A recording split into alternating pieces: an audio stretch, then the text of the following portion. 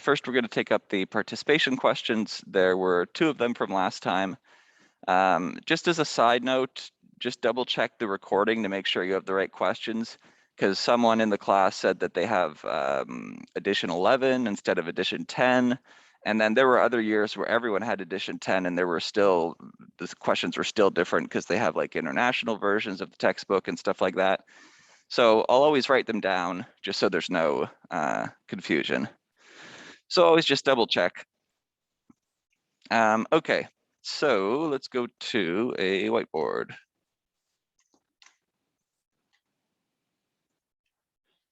Okay, sharing, recording, good.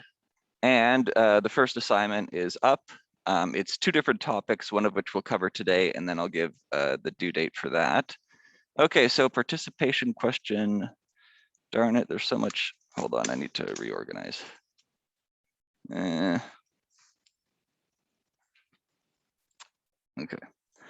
So this was page 851 or section 28.1. So I'll just say page 851. And the first one was just number 3. And this one was pretty much a free giveaway because we've done really, really similar questions. But first, let's do a recap on the general power formula. So it was, if you have an integral of a function u raised to some exponent n, and then you got du sitting right next to it, and you integrate this, hello, you get u to the n plus 1 divided by n plus 1, and then you got to add your constant. So that was the formula that we looked at. So it's not too bad. You just add 1 to the exponent, divide by that number, and it's basically the reversal of a previous differential formula that or derivative formula that we looked at. So that's the formula. So question number 3 is integral of sine of x to the, sorry, hold on, this is annoying me.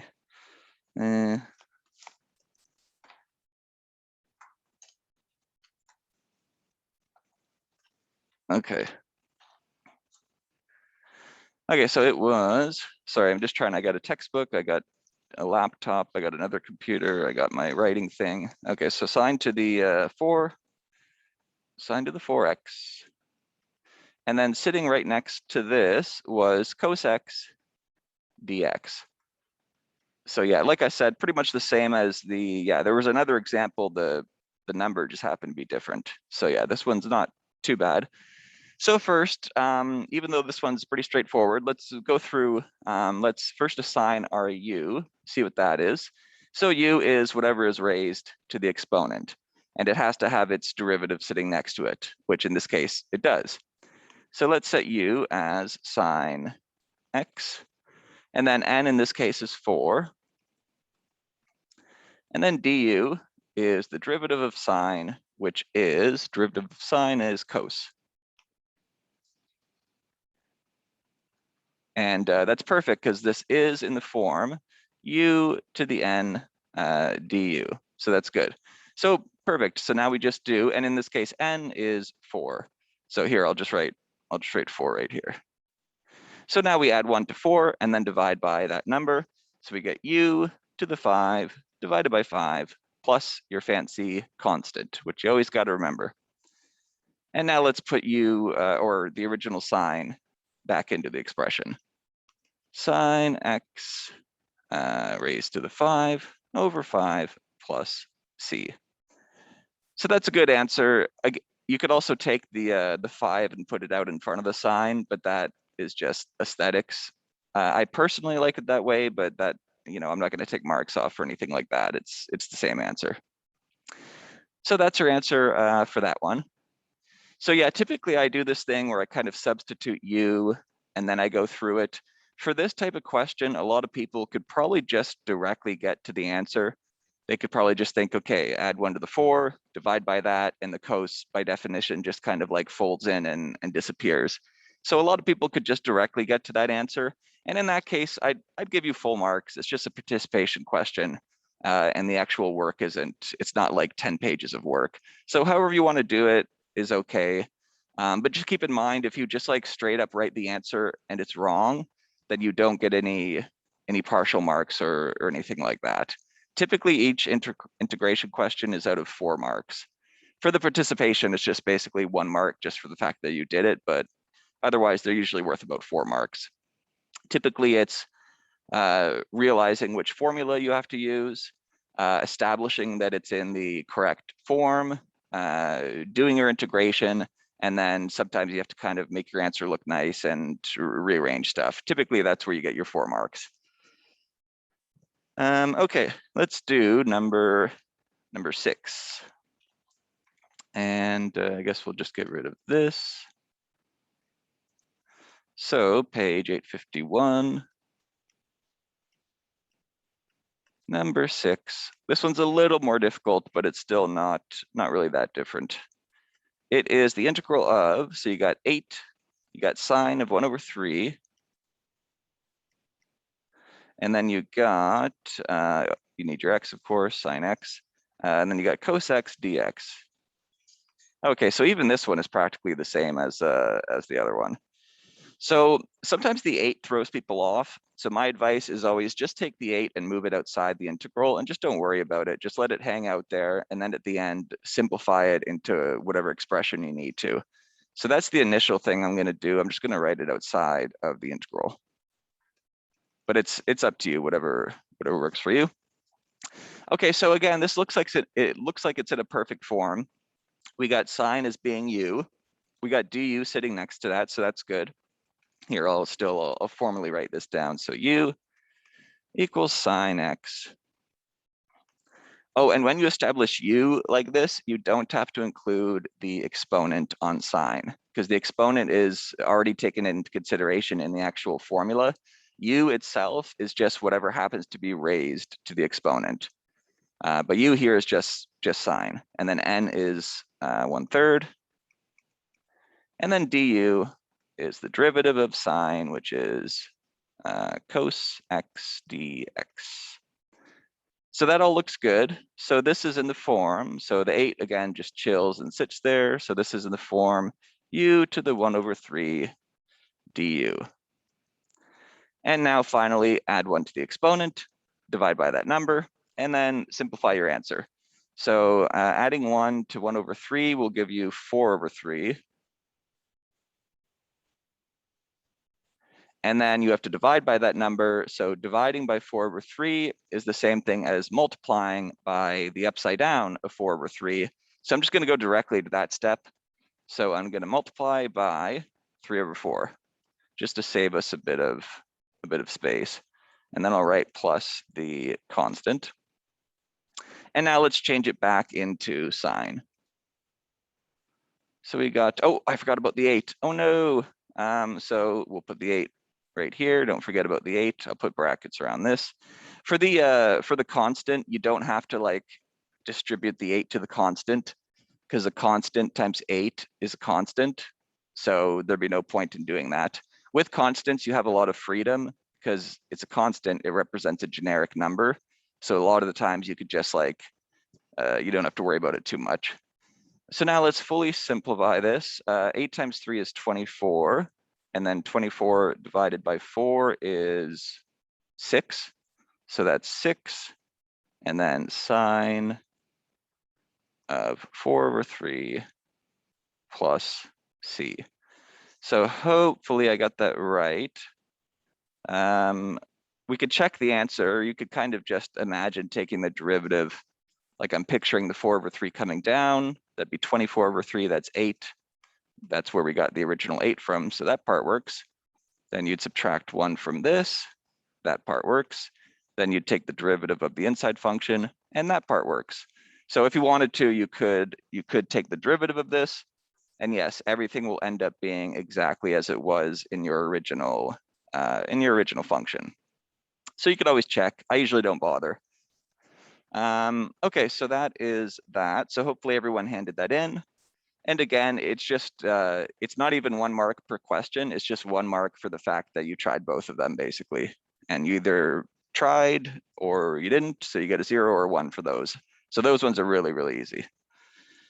Okay, does anyone have any questions about those ones? Any of you guys? Everyone good?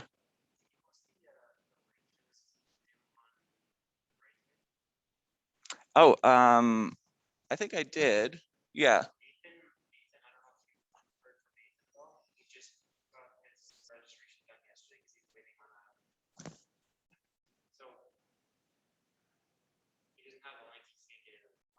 Okay,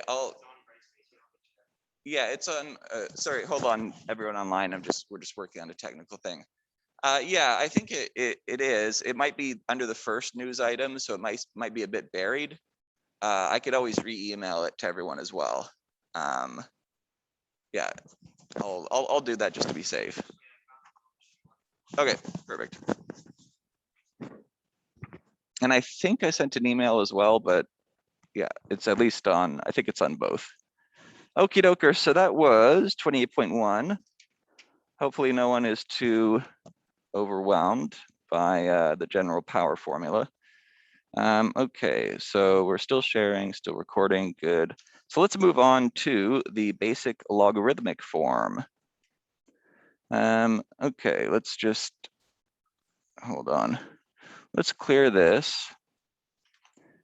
And let's go to one of those previous here. I just want to do before we cover the actual, so this is of course 28.2, basic logarithmic form. So we're going to be dealing with ln, which I did a bit of a recap on previously. So let's first look at the derivative formula for ln. So let's say you have ln, let's do ln of a function. So let's say you have ln of u. Ln of u, where u is some function. And let's say you want to take the derivative. Oops, this should be a bracket. Let's say you want to take a derivative or the derivative of ln of u. So it's a pretty easy formula. Basically what happens is that the u part kind of drops down to the bottom, and that's where u goes. And then on top is du. So the derivative of whatever function is inside of ln. And that's the formula for the derivative of ln. So it's pretty easy to remember. I just imagine the ln disappearing, the u dropping down, and then du is on top, where again, du is the derivative of whatever u happens to be. And if you had something like ln of x, and you took the derivative of that, the answer in that case is just 1 over x. That's a fine answer. You could also, if you wanted to get really calculusy and technical, you could write it as dx over x as well. That's practically the same thing, because dx in this case is the derivative of x, which is just 1, because everything here is done in relation to x. So it's kind of like tomato, tomato. They're all basically the same.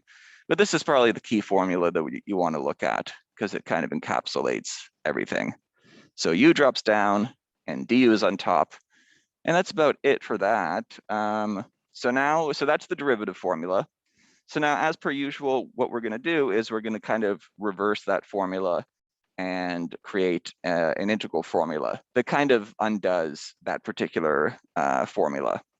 Sorry, I have to stutter sometimes. So let's look at the derivative formula. And actually, the integral formula.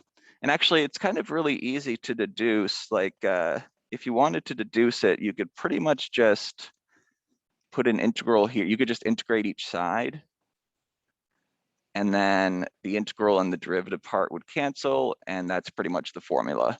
But let me formally write it out, because that's just like a little trick you could do. But let's get formal with this.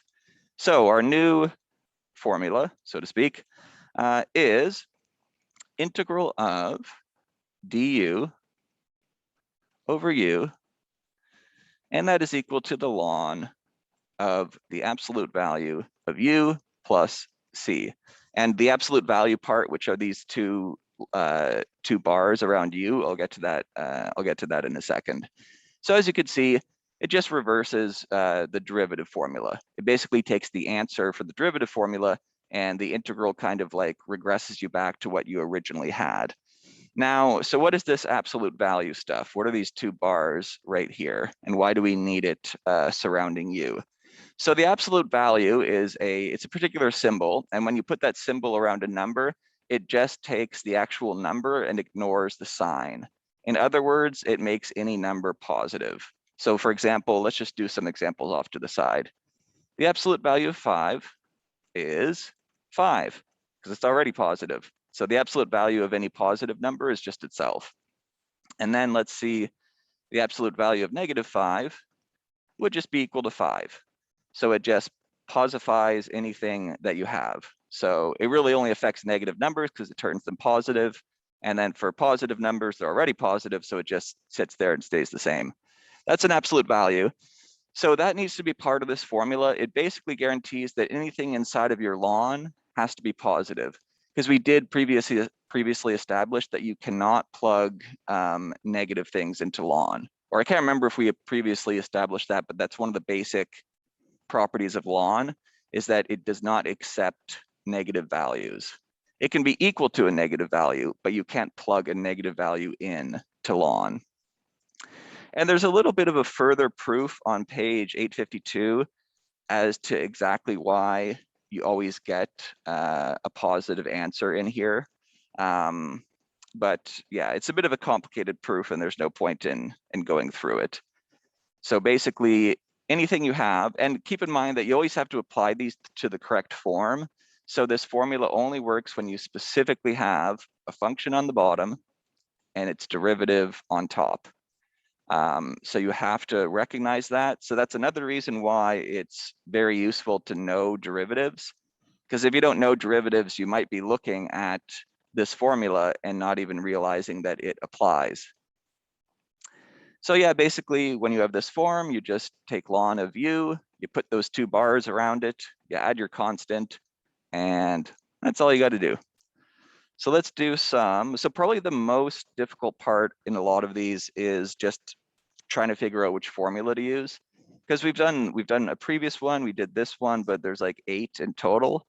So sometimes, so you got to get familiar with a lot of them. Let's see, let me just erase part of this. Get rid of these arrows, and then we'll do some examples.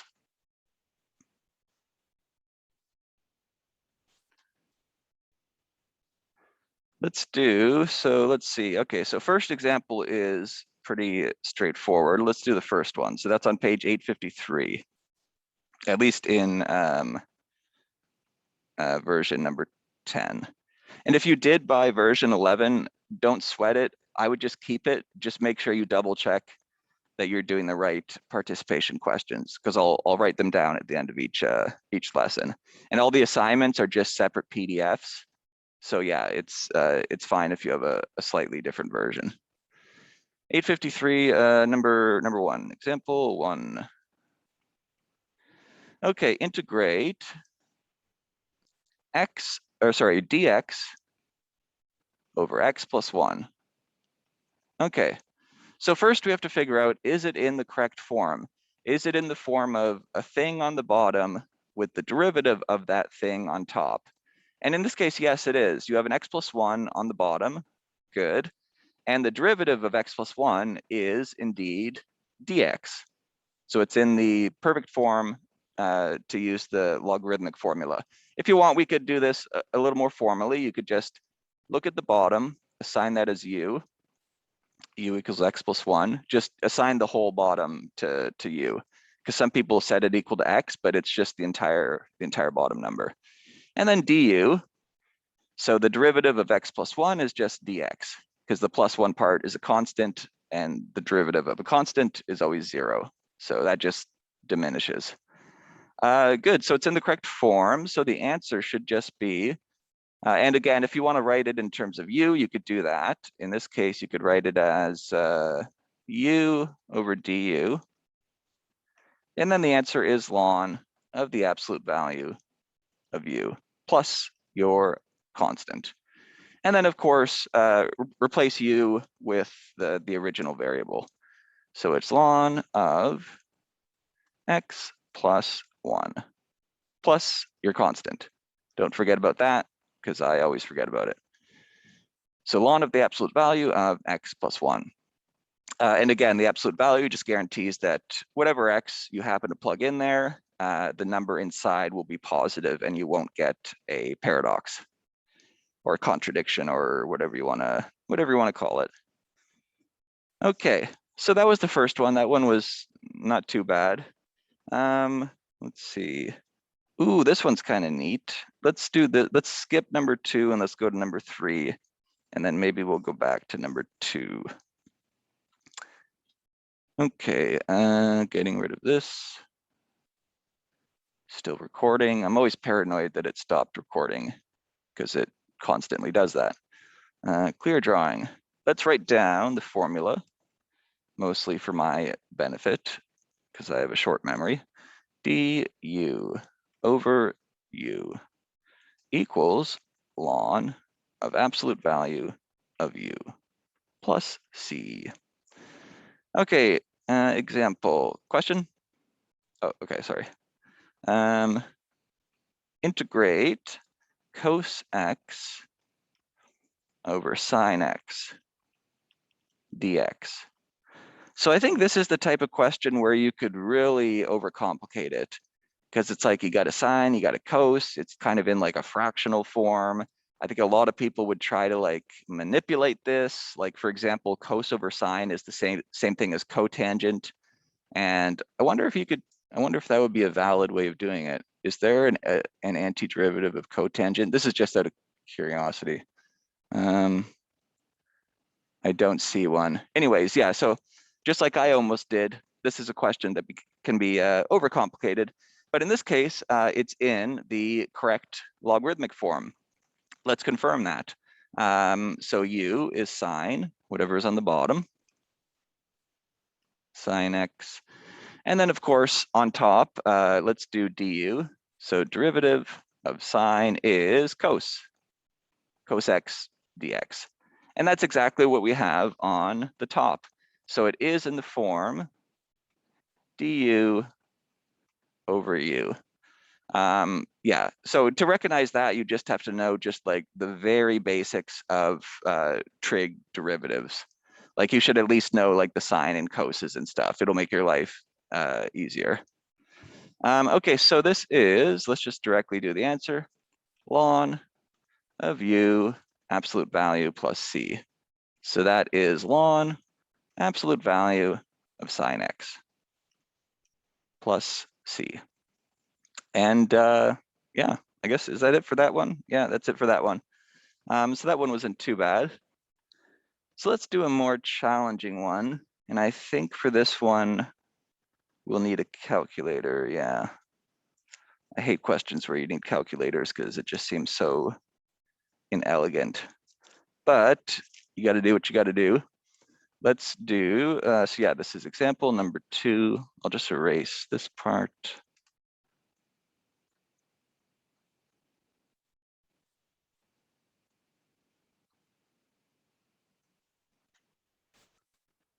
Okay. So let's just read this. So this is an application. It says Newton's law of cooling states that the rate at which an object cools is directly proportionate to the difference in its temperature and the temperature of the surrounding medium. Oh, I didn't know that. That's kind of cool. Directly proportionate. Okay. By use of this law, the time t in minutes, a certain object takes to cool from 80 degrees Celsius to 50 degrees in air at 20 degrees is found to be. So after all this fancy jargon, we got a formula basically. And the formula is T is equal to minus 9.8. And then is the integral, and this is a, a direct integral. So you have an upper bound of 50 and a lower bound of 80. And you get dt, our variable here is t for whatever reason, t minus 20. Okay, so this one doesn't look too, yeah, this one's not too bad. The only thing difficult about this is just the extra work of the fact that you have upper and lower bounds. The actual part inside the integral is very, very simple. It's similar to the first one we did actually. So let's just establish that this is in the correct form. Again, there's a couple things we can ignore. The upper bound and the lower bound, you do that at the end. So don't worry about that for now. The minus 9.8, just let that sit there and just, yeah. So u should be the bottom. U should be t minus 20. And again, just pick the entire bottom expression, because sometimes people just pick t, and that's not right. And then du is dt. So it's in a perfect form, so that's good. So it should just be the ln of the absolute value of this part right here. So let's just directly do that. So ln absolute value t minus 20. You don't have to put a constant here because you got your upper and lower bounds, and those would cancel it regardless. So for definite integrals, don't worry about that constant. So let's put the bounds around this. So you put a bar like this, you put a bar like this, and then you put 50 and 80 right here. And then minus 9.8 still exists, but you could just have it sit outside the bars if you want. That's probably the easiest way to do it. Or you could kind of incorporate it into the what we're about to do, but I find it easier, again, just to let it sit out front, do whatever math you got to do, and then deal with it.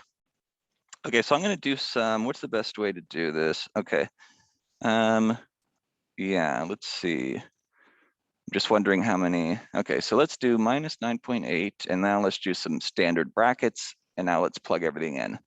So the first one is ln of, so it'll be 50 minus 20. So I'm just going to put 30 because I don't want to clutter this too much. But yeah, you're just taking 50, subbing it in here, and then 50 minus 20 is 30. So 30 minus, and then ln of, and then you sub in the next one. So the next one, you sub in 80 for t. So 80 minus 20 is 60. Good. Okay. And now what to do. At this point, if you don't know what to do, you could just use a calculator. You could literally just type in ln of 30 minus ln of 60, hit equals, and then multiply by minus 9.8. You could do it that way. There is a little trick that you can do before you do that. There's a little ln formula that I'm trying to remember. Give me a second. It is, if you have the ln of x minus the ln of y, you can combine it into one ln, but you got to change it to division. So you can kind of squish them into one ln, but instead of subtraction, you change it to division.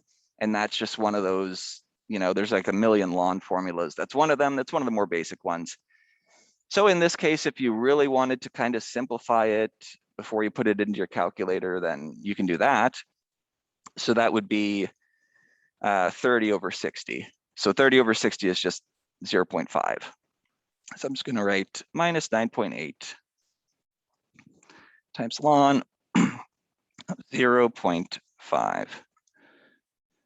So that looks good. And then in this case, you would want to get, you'd want to keep going and get an actual answer. If it was something with pi, I would probably just say leave it with the symbol pi.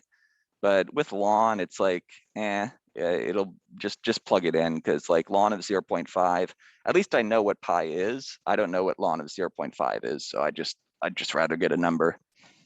Okay, find your ln button, ln 0.5, hit equals, you get some number, and now I'm going to multiply that by minus 9.8 times, I'm going to use a bracket here, times bracket, minus 9.8 and bracket, hit equals, and you get 6.79. And apparently this is minutes because yes, it's an application question. All right, because it was T for time, so yeah, 6.8. So 6.79 minutes. And in the textbook, it just states 6.8 minutes, and that's fine. 6.8 minutes. Ooh, notice my fancy squiggly equal sign. The squiggly equal sign is always fun to use. It just means approximately equal to. It's just letting the reader know that you've rounded something. But I always enjoy seeing a squiggly equal sign, except don't overuse it. It's only when you're approximating something. So yeah, that one wasn't too bad. The actual integral was pretty straightforward. Sometimes it's just difficult to deal with the upper and lower bound, because then you got to do like actual arithmetic and math and stuff like that. I shouldn't say and math, I should just say arithmetic, because obviously this is all math. So we did 1, we did 2, we did 3. Oh, that's a cool one. I like that one. Number 4 is an interesting one. Yeah, maybe. Yeah, let's do number 4. Okay, erasing.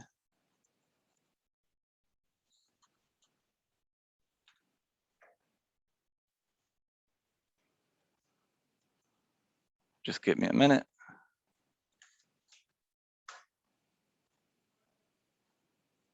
Can you do me a favor and just close the door? Just because I can hear people. Okay, example number 4. Oh, they have little headings on the example. So I forgot about that. Example 4, comparing a logarithmic form with a power formula form. That's fun to say, a power formula form. Okay, so this one is integral of x dx over 4 minus x squared. Okay, so in this question, there's actually like an interesting trick that we're going to use, and I'm going to try to explain it exhaustively because it's a trick we're going to use in every chapter. It's a trick where sometimes your integral isn't quite in the correct form, but you can adjust and make it so that it's in the correct form. And you can only do that when it comes to like numbers. You can't really do that with like variables and stuff. So it's pretty limited the way you're able to manipulate these, but we'll get to the specifics in this question. So is this in the correct form? Well, let's do what we always do. Let's see, let's assign u for the bottom expression, 4 minus x squared. And let's see if we have du on top. So take, sorry, hold on, let me just check that. I'm selling my car and I'm trying to be quick with the, yeah, it's just nothing. Okay. So du is, so the 4 disappears because it's constant. And then you can use the, whatever rule it's called, I forget. It's the one, yeah, I don't think I ever learned the name of that rule. Anyways, so for the derivative of this part, you'll get minus 2x dx, because the 2 will come down, the minus just sits there, and then you just subtract 1 from the exponent, and then you get a dx just mostly for aesthetic purposes. Okay, so you might notice a tiny bit of a problem now, because if you compare this to what we have at the top of the integral, it's not quite the same. We have an x and a dx, so that's perfect, except with our derivative, we have a minus 2, and we don't have a minus 2 on top. So that's a big problem. But in this case, when the issue is just a constant, like a minus 2, you have a lot of freedom to do manipulation. So here's the trick that I like to do. We want there to be a minus 2 on top so that it's in the correct form. So first step is just literally write a minus 2 on top. That's the first step. But in this case, what you've just done is you've manipulated your integral, and it's not technically the same as what it was. It's now in the correct form, but it's now a different integral. So all you have to do is just offset that little adjustment that you made. So you just put a minus 2 on top.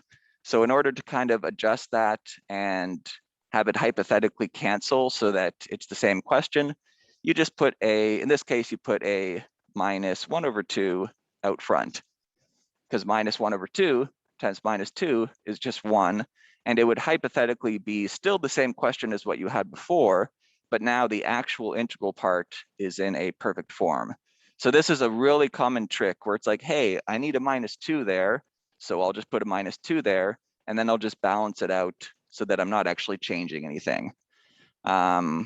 And yeah, so that's another reason why you need to know the derivative formulas, because if you don't know the derivative of this and you can't get to here, you don't know what adjustments to make.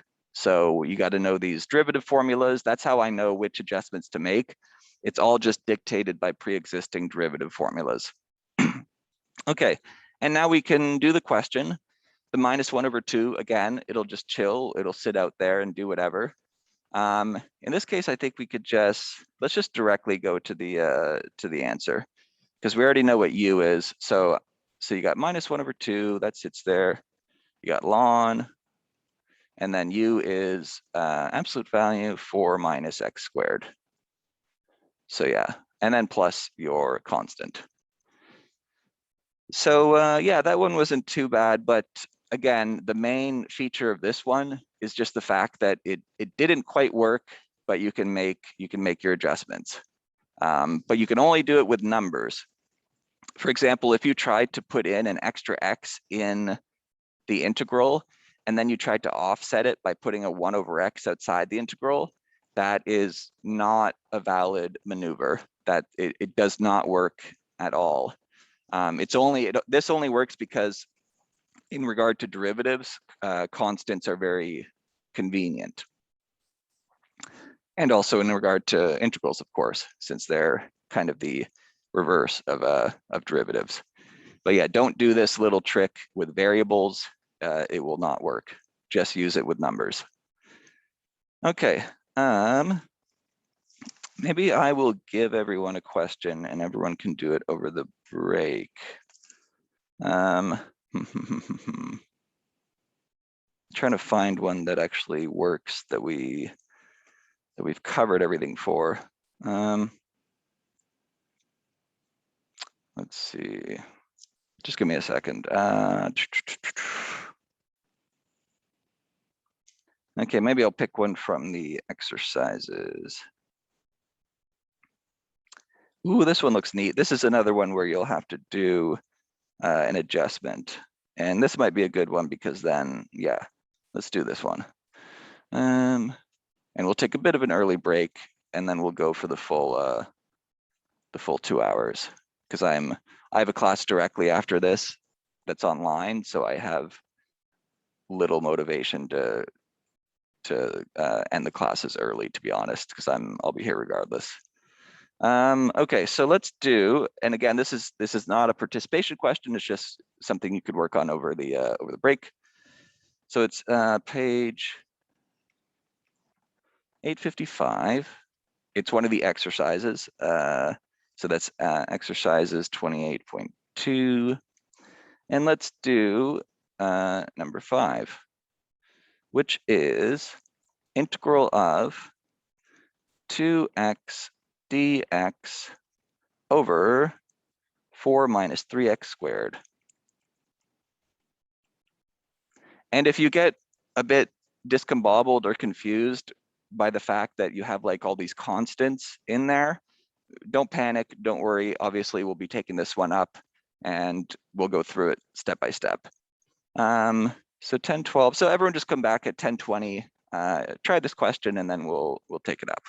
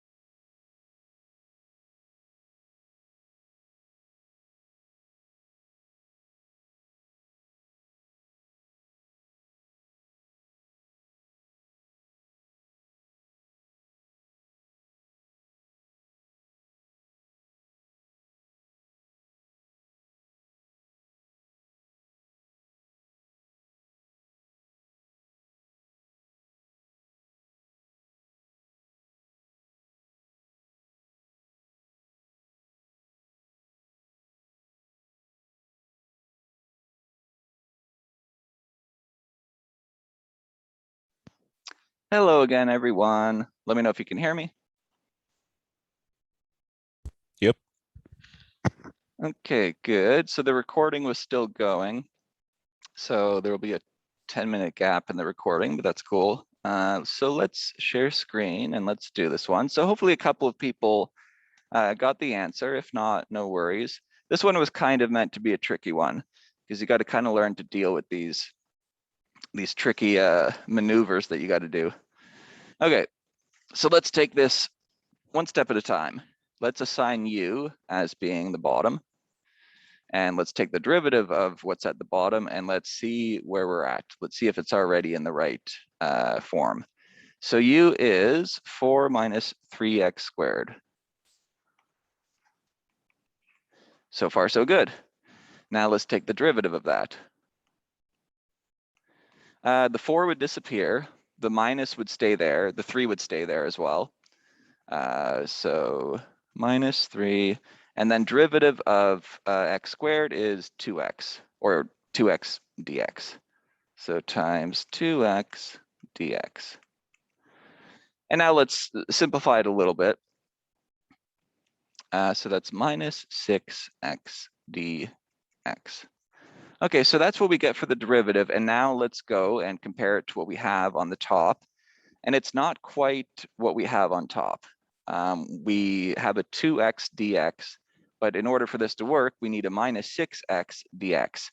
So that part can get confusing as to how it's like, well, how the heck do I go from a 2 to a minus 6? Do I, like, there's various maneuvers that you could do. There's various different ways people could do it. I'm always going to do it the exact same way, just for consistency. First thing I'm going to do is just take the 2 and move it out of the integral. One less thing to worry about. And then we'll do the adjustment and we'll just ignore the 2 for now. And then you can always deal with it later. So let's take that. I'm just going to erase it rather than rewriting it. So let's just erase this 2. Goodbye 2. And let's put you outside the integral. Okay, so we haven't even, that's just a minor thing. We haven't even really done anything yet. Okay, so now the main problem is we need a minus 6 on top. So let's just put a minus 6 on top. Bam, nailed it. But we just changed our integral. We just multiplied it by minus 6. So we got to offset that. So what we're going to do, what I'm going to do is I'm going to divide this 2 by minus 6. And that's the adjustment you make.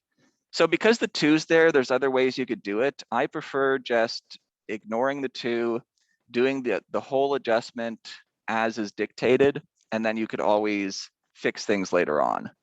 I think that's the best way to do it. In this case, you could have done it a little bit different. You could have kept the 2 there and multiplied it by -3 and then divided by -3, and it would be the same result. But I just like keeping everything separate and compartmentalized, kind of. So let's, the 2 divided by minus 6, let's simplify that a little bit. That's just -3. Yeah, so I'm just gonna, again, just to save time, I'm just gonna put a -3 there. So -3. And that's what I mean when I say we could deal with the 2 later on. You know, you could always deal with it whenever. Okay, so good. It's technically the same as what it was. Yes, well, hold on, let me double check. Number 5. So we had 2x. Oh, hold on. Oh, I made a mistake, because yeah, this isn't the same, because 3 times 6 is 18, and that would be positive 18. Sorry, I made an arithmetic mistake. Let's go back to what I just had. Exactly, yeah. So let's just, so it was 2 over -6. So it should be 1 over -3, because the larger number's on the bottom. So mistakes are okay, but a lot of the times there's like mechanisms to realize when you've made a mistake, even on a moment by moment basis. So at least I realized I made a mistake. So yeah, it should be 1 over -3. So let's put that in here. I'll just scratch this out. Minus 1 over 3 right there. Okay. And that minus 1 over 3 can just sit there until the end of the question. It's kind of irrelevant. The most important part is that the actual integral part is in the correct form. And again, you can do these numeric adjustments only with numbers. I realize that just sounded redundant, but yeah, you can't do it with X's or Y's or anything fancy like that.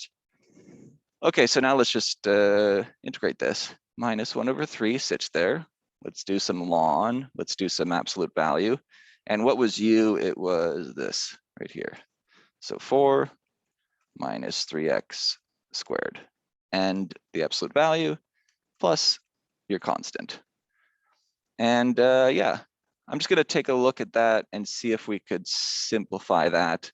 I don't see any way of simplifying it, not any way that would be worth it. So this is fine. Ooh, and for your final answer, put a therefore statement. That's a little symbol like this. It's like a triangle, 3 dots making up the triangle, and it just means therefore. So it's just saying, therefore, here is the final answer. Ooh, and if you want to get fancy, and if you're doing a proof, you could put a little square box at the bottom. Whenever mathematicians prove something, for some reason, they put a little square box at the bottom. Although this isn't technically a proof, so I don't think we've earned the square box. Sorry, little square box. Someday. I think that's sufficient for this section, because one of the examples requires use of Euler's number, but that's in the next section, so I'm not sure why they have that example. So yeah, let's do a little bit of the next thing. Does anyone have any questions about this section? Any questions that anyone was stuck on or anything like that? Let me know if that's the case.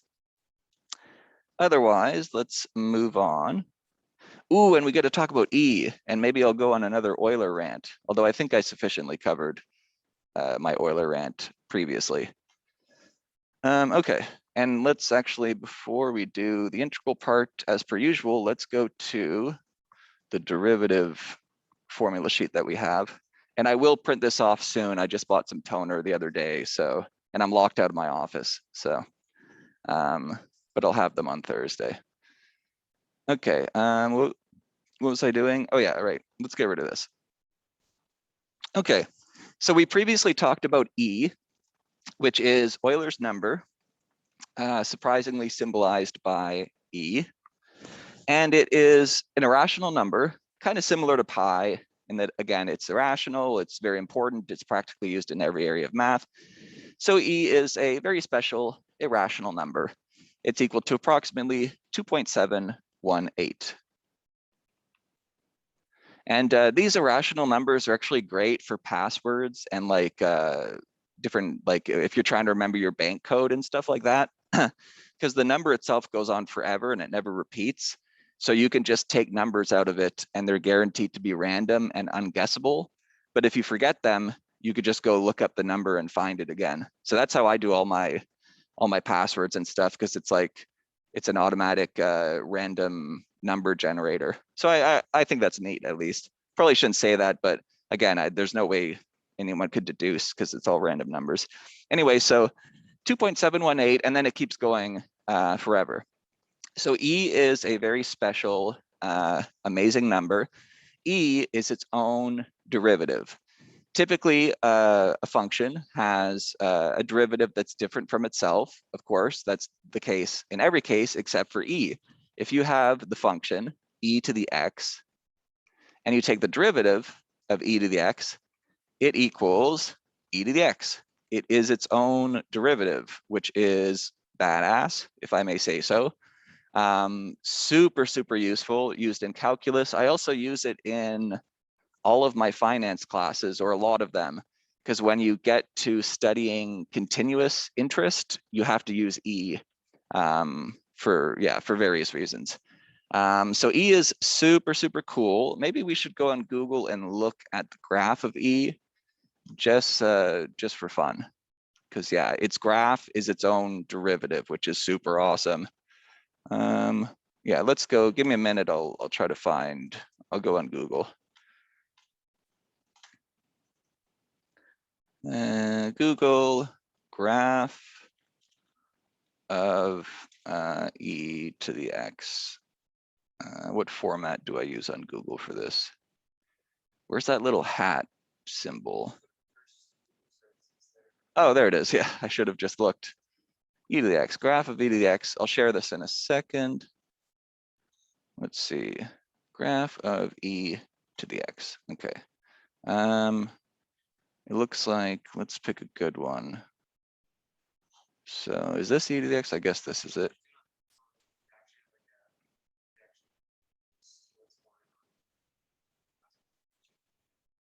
Oh, is there a program for that or?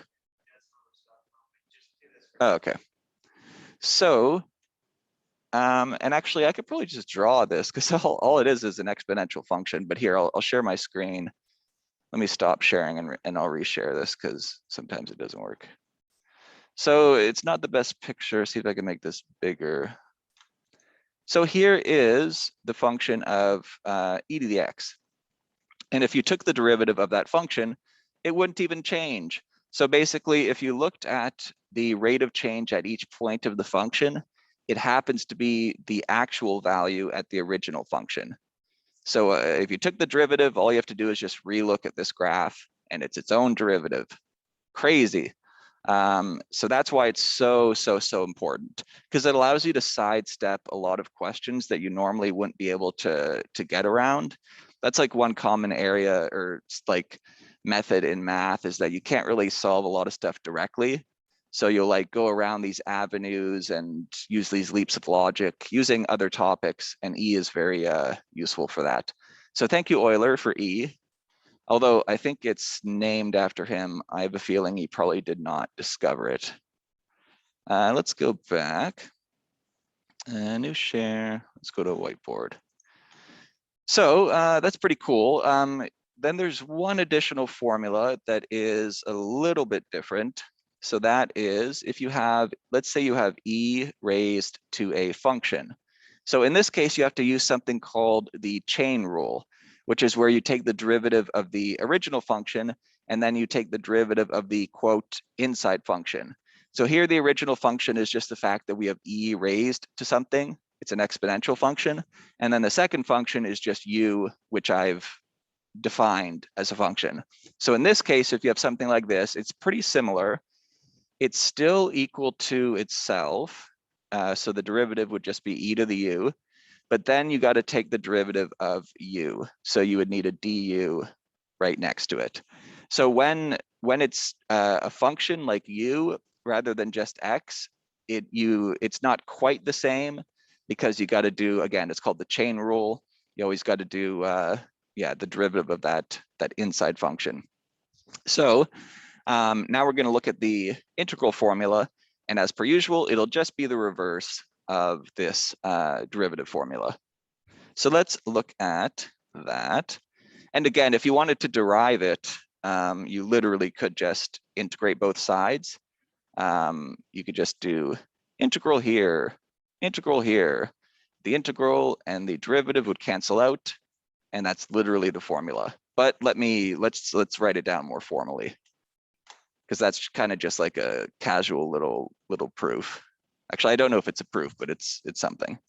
So let's officially state our formula, and then I'll go through, the proper form that you need. E to the u du, that's the integral, and that is equal to e to the u plus your constant. Okay, so not a bad formula. There is one thing to note though.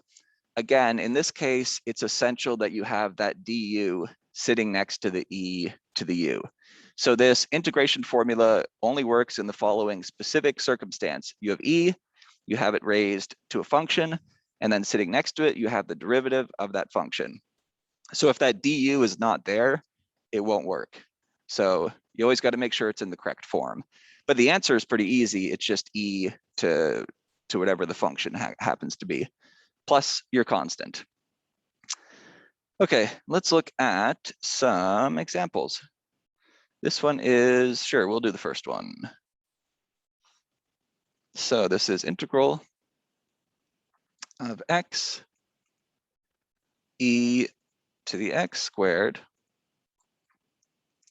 dx. So this Is one, this example from the textbook?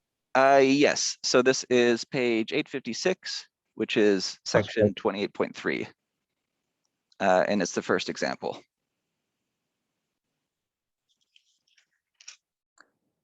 So this one right here, if you initially look at the question and you compare it to like the generic form above, it doesn't look perfect. It doesn't look like you have an EU du, but in this case, all you have to do is literally just move some stuff around. Like for example, the x, I would move it over to the dx, and then at least superficially, it looks a little similar to the form that we need.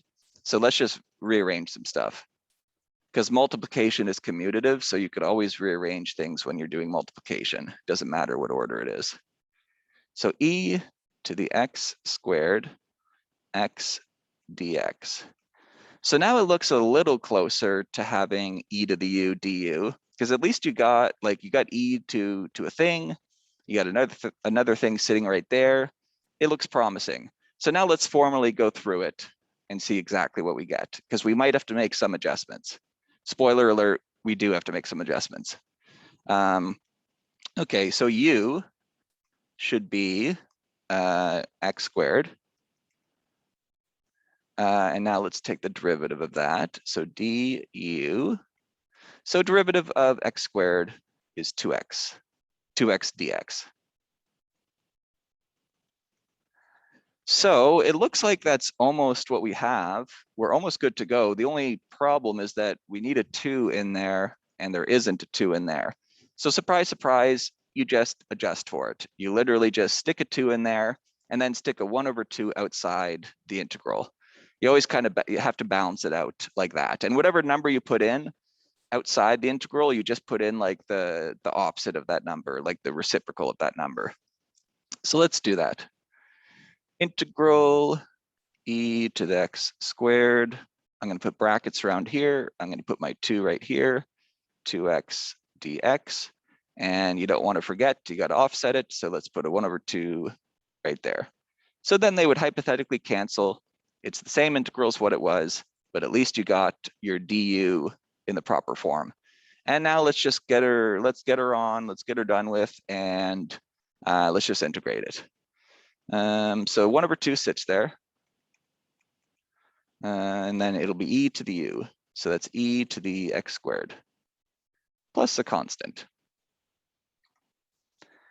And I guess is that everything for that one? Yeah. Yes, it is. So good. And if you want, you could take the derivative, and it will return you back to what you had in the original question. Good. So that one's not too bad. Oh, and before I forget, we should come up with the due date for the first assignment, because we are technically done those 2 parts. When should we make it due? I think we'll just make it due on Tuesday, next Tuesday, and we'll also take it up next Tuesday as well. So in this case, there's no late option, but that's only because like I'm already giving you a full week to do it, and it's already been up for a while. So do next Tuesday, and like definitely do next Tuesday, because once I present the solutions, I can't accept any other assignments. So try to work on it today and tomorrow in case anyone has any questions on Thursday. I wasn't here for the first week for the classes. Will I be able to find everything just on the iLearn, or? Yeah, the PowerPoints are on iLearn, but there's also the recordings of the lessons. Okay. So if you go to Brightspace, go to news, there's a link to my YouTube channel, and the calculus lessons are there. Yeah, I always try to record them. And in news, I have upcoming courses and notifications on Brightspace. Okay. I see your course, but I can't get to any kind of news or anything. Like I don't know if it posts if I wasn't signed up for it yet. Yeah, it should. How about this? I'll look at it later. I won't hold you up. Oh, no, it's okay. What I'll do is I'll just repost it under news, and I'll email it to everyone as well. Okay. Just so everyone has it. Okie doker. I can't believe I said okie doker. I gotta start censoring myself. Okay, let's do. Actually, there's nothing wrong with okie doker. Okay, let's. What time is it? 10:43. Let's do a few more. Ooh, this one's interesting. Oh yeah, that's a pretty easy one, but you got some tricky stuff you got to do. Okay, let's do example 3, 857. Yeah, once you get used to these questions, they're not too bad. I don't mind them because every question is kind of just like solving a little puzzle. And once you get used to it, it's just like, yeah, they're not too bad. Okay, integrate. It says dx over e to the 3x. So this one right away might throw you off because if you compare it to the integral formula, it's like, what the heck is going on? Our e to the 3x is on the bottom. I don't like that. I mean, e to whatever is supposed to be on top. So what's going on? Well, this is one of the questions where you do a tiny little trick and then it makes it way, way easier. So the trick is that you could switch a number from the bottom to the top or vice versa, as long as you change the sign in front of its exponent. So e to the 3x on the bottom is the same thing as e to the minus 3x on top, and vice versa. So you could always do that little trick as long as you just change the sign. So in this case, it makes a lot of sense to just bring the e to the 3x up to the top and then change the sign on the 3x. So this should be the integral of e to the minus 3x dx. So now at least it looks a lot better compared to what we previously had. Because yeah, previously it might look like maybe you could use a logarithm formula because there's a thing on the bottom, but that wouldn't work because the derivative of the thing on the bottom is not on the top. So yeah, again, little tricks that you got to use. So now let's evaluate this. U is whatever is attached to the e. So let's just write down u equals minus 3x. Let's take the derivative of that. So derivative of minus 3x is minus 3 dx. So that's good. It's almost exactly what we have. We have dx in the original integral. We don't have minus 3 dx. So as everyone can probably anticipate, let's put a minus 3 in there and we'll offset it with a minus 1 over 3. So let's do that. Integral e to the minus 3x and then minus 3 dx. I'll put that in brackets. And then you got to fix it by putting a minus 1 over 3 right there. So a lot of the times you're just obligated to do that because again, in the original formula, you need this. And in this case, that is this. So you definitely need all of it. So you always got to fix some stuff for some of these questions. And is that all we need to do? Yeah, I guess. So the answer is e to the u. And then of course the minus 1 over 3 sits there. So it should be e to the u, which in this case is e to the minus 3x plus a constant. Okay, I guess that's it for that one. There's nothing much that you can do to simplify it. If you wanted to, you could take the e to the minus 3x and drop it to the bottom and change the sign and turn it to positive. But I don't see the point of doing that. It doesn't make it look any nicer or anything like that. So that's what you got for that one. So let's try to do like one more. I realize we've done a lot, but more is better than less. Ooh, this one looks interesting. Sorry, I got to read this for a second. Do that, do that, do that. Oh, that's neat. Do that. Okay, let's give this one a whirl. It says proper form using laws of exponents. Okay, so this one's going to require us some exponent laws. Erase this.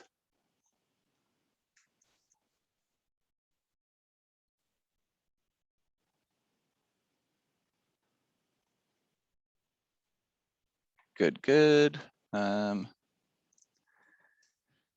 So this one is example number 4, page 857, and it looks like a complicated one, and it looks like it does require a bit of work.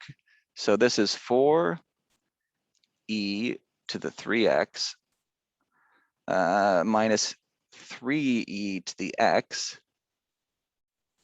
Ooh, so that's a tough one right there because e to the 3x is different from e to the x. It's like they're not like terms. You can't really combine what I just wrote.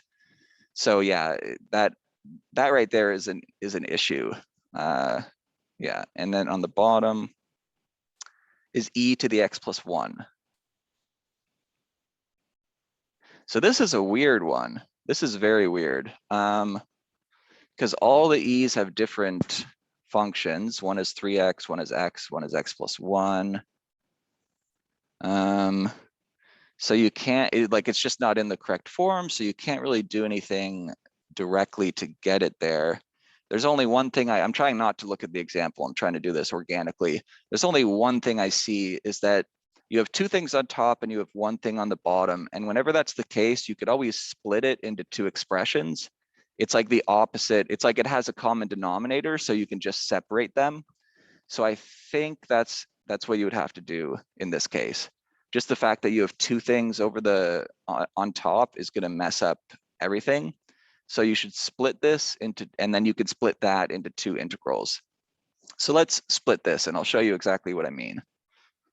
Okay, integral of, so let's just do the 4 to the e to the, or sorry, 4 times e to the 3x. And what you do is you just separately put the bottom function under there and then minus, and then you just do it for the next one. You literally just kind of separate them. So now they both have an e to the x plus 1 on the bottom. So it's still the same as what it originally was. They're just written as separate fractions. The integral does apply to everything though. Oh, I should put, to clarify that, I should put a dx at the end. Just to be super clear, I'm going to put bracket, dx. So that's one thing you could do, splitting the bottom. That's a common maneuver. So let's see, does that help at all? So in this case, another thing you could do is apply some exponent laws. What you can do is when you divide two numbers, that's the same as subtracting their exponents. So in this case, e to the 3x divided by e to the x minus 1, you could just write it as e to the 3x minus x plus 1. So let me write that. Yeah, that's a rule in general. Like, let me write the general rule. Like if you had x to the m over x to the n, it's equal to x to the m minus n. Yeah, if you have the same base and you're dividing two numbers, you could combine the base and just turn the exponents into subtraction. Kind of similar to that logarithm formula we looked at a minute ago. Let me just check the example, make sure I'm on the right track. Yes, indeed, good. Okay, so let's do the, oh, and then you could, of course, you could split these into two integrals. Let's do that as well. How should we do that? I'm just trying to avoid rewriting everything. Darn it. Okay, I'm gonna erase a bit of stuff here. I'm just gonna erase these brackets too. And then I'm gonna put an integral sign right here, put a dx right here. So there, I've split it into two integrals. You could do that as well. Like if you have a subtraction sign between expressions or a plus sign, you could split them into two integrals. It doesn't work with multiplication or division though. Okay, first one. And maybe I'll take the 4 and move it out of the integral just to simplify things a little bit. Okay, integral of, so now let's do that trick. So this is going to be, so let's combine it into 1 e to the whatever, and it'll be top exponent minus bottom exponent, just like what you see in this little formula right here. Top thing minus bottom thing. So that'll be 3x minus the bottom exponent. Now in this case, you got to be careful because it's minus the entire bottom exponent. So you got to put brackets around this part, minus x plus 1, because it's minus the entire x plus 1. So that's like a little tricky thing that a lot of people would overlook. Oh, and then we need our dx. Never forget about the dx. Is that, so I always like to scan it to make sure it's the same. So the 4 is there, the 3x is there, the x plus 1 is there, it's all combined. Okay, so that's good. Let's move on to the next one. Minus. So for the next one, I'm going to take the 3 out and move it outside the integral. Again, I just prefer doing it that way. And then we can do the same thing. So this is x on top for the exponent and x plus 1 on the bottom. So this should be e to the x minus and then bracket x plus 1. Yeah, if the bottom exponent was only just like one thing, you wouldn't have to bother with the brackets, but because it's an x plus 1, you do got to put the brackets in there. Oh, dx. Okay, so that looks okay. At this point, it's not super clear that this is going to resolve in a great way, but let's see. Let's keep simplifying. So 4 stays there, integral stays there. And now let's look at what the exponent is in this case. I don't want to have to keep rewriting this, so I'm going to do part of this off to the side, just the 3x minus here. So 3x minus bracket x plus 1. I'll just do that off to the side. Otherwise, I'm going to have to rewrite the integral like 2 or 3 more times. So in this case, you got to use something called the distributive property. If you're subtracting something, if you're subtracting a bracket and there's a bunch of stuff in that bracket, you basically got to distribute the minus sign to each individual object inside the brackets because you're subtracting the entire thing. So this will be 3x minus x minus 1. And that simplifies to 3x minus x is 2x. So this is 2x minus 1.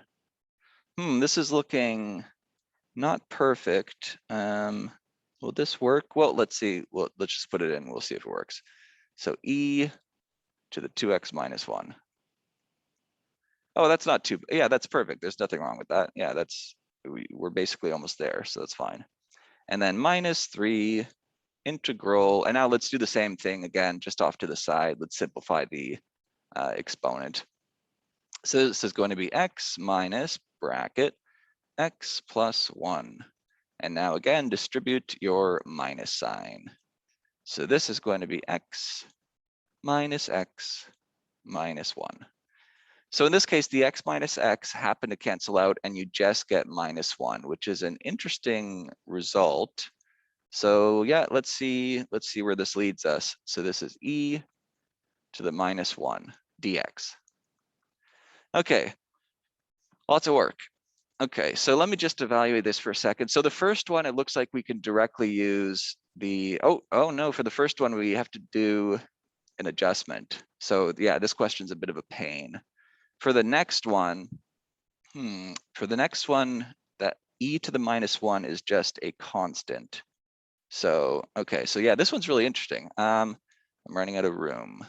Let me just delete, I'll just erase the stuff off to the side because that was just some algebra.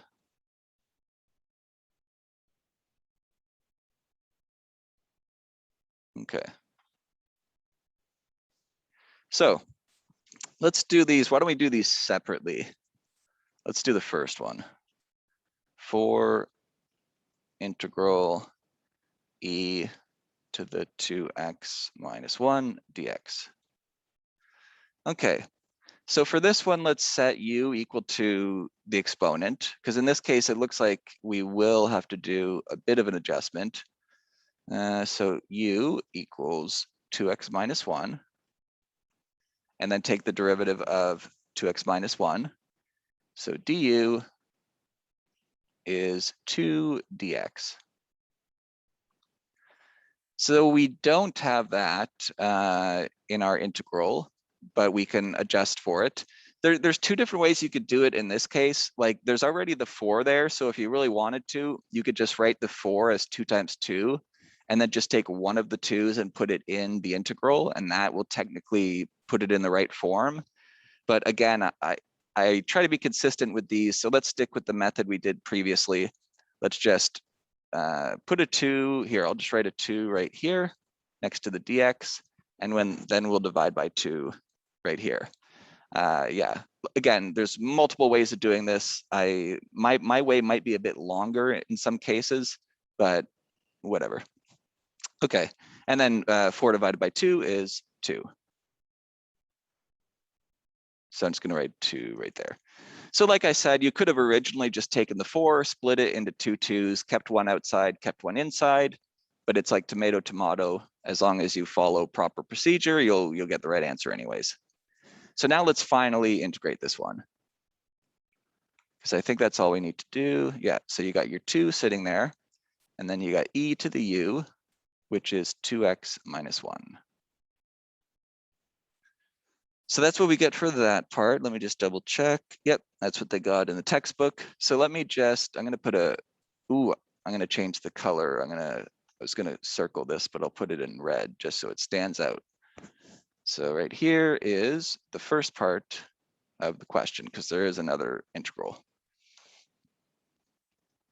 Good, we did part of it. Thank goodness. Now let's do the next part. So the next part, the next part is, so minus 3, and then integral e to the minus 1 dx.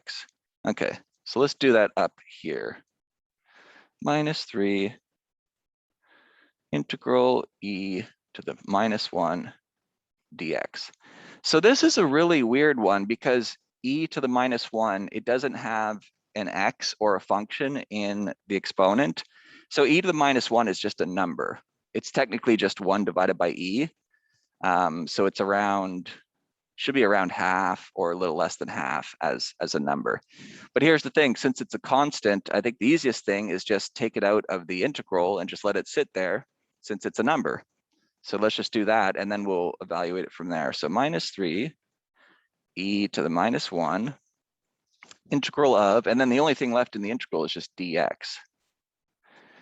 So now we have to figure out what is the integral of dx. This is very, very easy because d means derivative. Integral, you could argue, means antiderivative.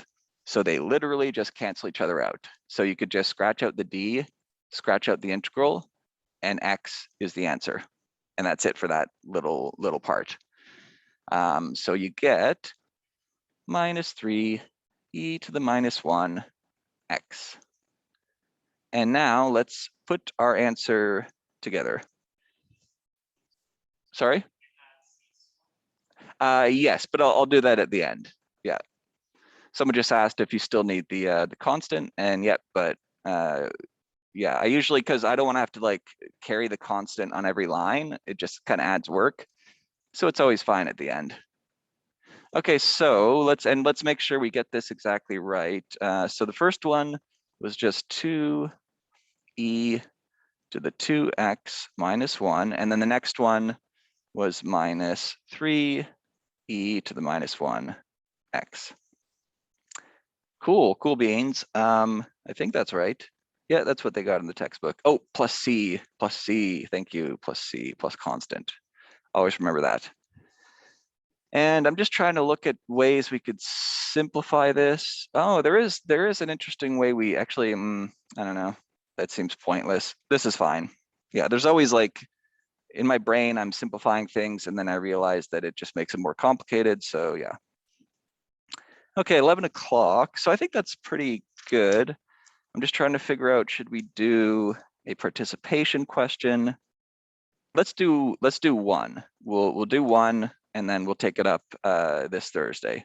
And then everyone work on the assignment as well. So I'll just pick one that's not too bad. Okay, let's get rid of this. So this is, and again, if you have a different version of the textbook, please take note of the question that I'm about to write down. So, and here's the page 858.